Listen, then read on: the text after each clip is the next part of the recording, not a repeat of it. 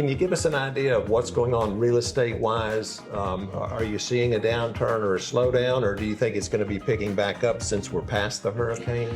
Yes, our local market and our local moves have maintained some strength. We hit a big lull, obviously, after the hurricane. We hit a 3 or 4 month rebuilding process, which we are still in the process of doing, as a county, as West North Carolina. But we are very vibrant and alive. Our market is really, I think, the biggest hurdle we're crossing is we're just not seeing as many out-of-town buyers as we've seen traditionally in the past.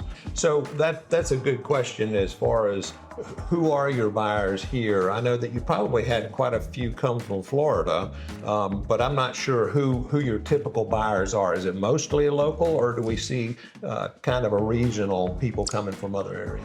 Our biggest buyer group are folks from North Carolina.